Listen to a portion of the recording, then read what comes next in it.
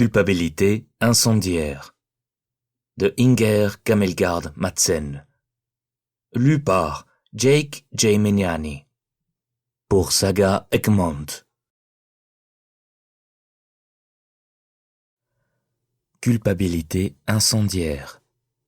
Chapitre 5.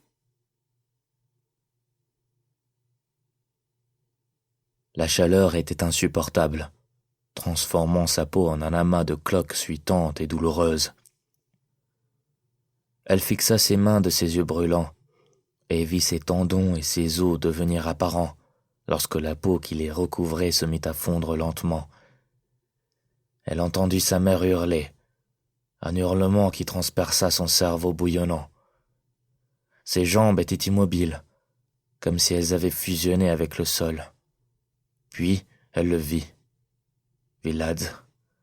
Il marchait au milieu du feu, lentement, déterminé, comme si les flammes ne lui faisaient aucun mal. Elle voulait lui crier de rester à l'écart, de repartir à Copenhague et d'y rester. Mais sa gorge la brûlait également, ainsi que son ventre. Tout ce qui sortit de sa bouche furent des flammes, comme si elle était devenue un dragon. Soudain, elle fut projetée en plein enfer. Elle se battit et se débattit, mais il n'y avait rien autour d'elle pour s'agripper. Elle appela Vlad à l'aide. Elle appela sa mère. Hélas, elle était seule avec le feu qui s'était transformé en un monstre géant, aux yeux rouges perçants, jouant avec sa langue de flamme.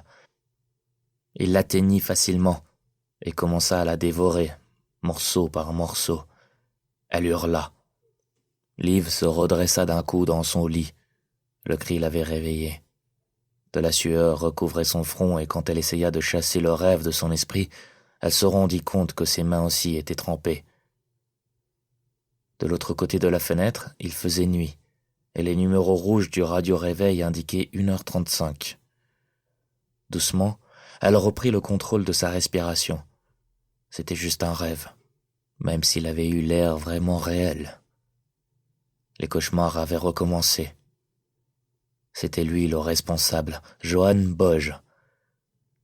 Elle se rallongea dans ses draps mouillés de sueur.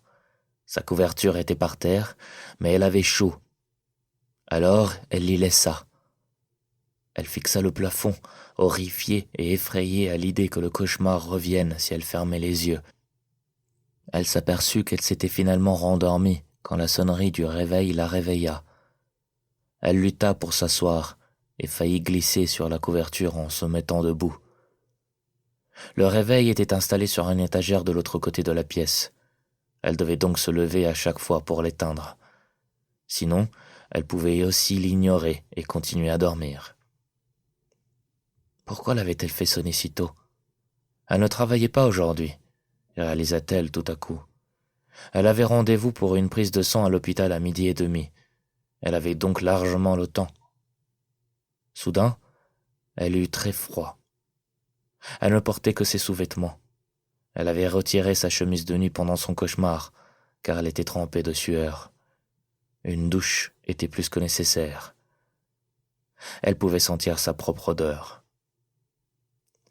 Elle venait d'engloutir 2 tartines de pain de mie avec plein de beurre et une épaisse couche de Nutella, ainsi que 2 verres de cacao, lorsque son téléphone se mit à vibrer sur la table. Elle le saisit avec hésitation. Les rares fois où elle recevait un appel, c'était généralement un de ses collègues du magasin, ou bien quelqu'un de la maison de repos de Vlad. Peut-être qu'il lui était arrivé quelque chose. Elle ne reconnut pas le numéro. Ça pouvait également être un de ces démarcheurs par téléphone, institut de sondage ou organisme caritatif qui n'arrêtait pas d'appeler. « Allô ? Bonjour, c'est Liv ? Vous vous souvenez de moi ? Je suis passé l'autre jour, je m'appelle Anne Larsen, je travaille pour TVD Jutland Est. » C'était cette journaliste. Liv eut envie de raccrocher immédiatement. « Pardon de vous déranger, mais j'ai rendu visite à votre frère avant-hier. J'ai été désolé de voir dans quel état il était. Je ne le savais pas. Je comprends pourquoi vous ne vouliez pas en parler, mais c'est grave à quel point. J'ai eu l'impression qu'il essayait de communiquer avec moi. Allô ? » Il y eut un court silence pendant lequel Liv hésita à raccrocher, mais quelque chose l'en empêchait. Comment la journaliste avait-elle découvert dans quelle maison de repos résidait Viladz? Pourquoi avait-elle eu envie de lui parler? Comment? Demanda-t-elle d'une voix tendue. Son cœur se remit à battre à tout rompre. Mais pas autant que cette nuit. Il m'a fait signe de regarder le journal.